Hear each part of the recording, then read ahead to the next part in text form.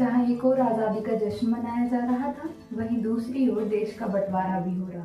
Partition में अपने माता पिता, कई भाई बहन, हर उम्मीद और अपने बचपन को खोने से लेकर देश के सर्वश्रेष्ठ खिलाड़ी बनने तक, ये कहानी है मिल्खा सिंह। हम सभी की लाइफ में कभी ना कभी कुछ ऐसी स्ट्रगल्स आते हैं जहां हमें लगता है कि अब इसके आगे निकलना मुमकिन ही नहीं है।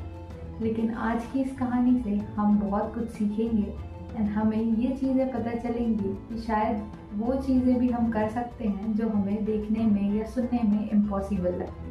1947 में मिल्खा सिंह ने इंडियन आर्मी ज्वाइन की। अभी मिल्खा को आर्मी ज्वाइन करे कुछ हफ्ते ही हुए थे कि नेशनल एथलीट्स का जज्बा देखकर उन्होंने ठाना कि अब वे भारतीय खिलाड़ी बनकर ही रहेंगे।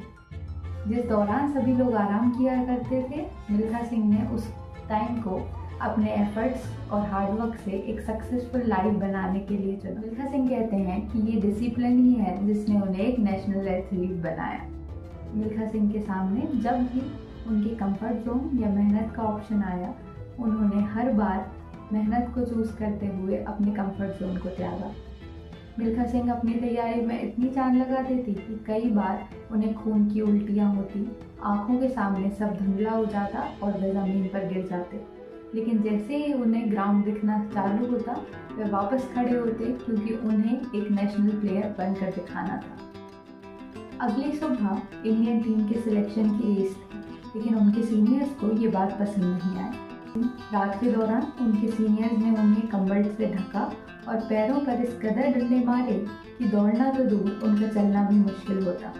जब तक उनकी चीख सुनकर कोई आता, तब तक सीनियर्स अपना काम कर जा चुके थे। पर रेस वाले दिन भी मिल्खा सिंह ने कुछ ऐसा कर दिखाया जो देखने और सुनने में असंभव लगता है। कोच और डॉक्टर्स के लाख मना करने के बावजूद भी मिल्खा ने अपनी आंखें बंद करी और आज तक के हर स्ट्रगल को याद किया और उन्होंने ठाना कि भले ही ये उनकी आखिरी रेस हो, लेकिन वो इस रेस में भी अपनी जान लगा देंगे। मिल्खा सिंह ने असंभव को संभव कर दिखाया। वे दौड़े भी और जीते भी। मुश्किल चाहे कितनी भी बड़ी क्यों ना हो, लेकिन अगर हम लोग रियल में डिटरमाइंड हैं तो किसी ना किसी दिन, किसी ना किसी टाइम पे हमें अपना रिजल्ट ज़रूर मिलेगा।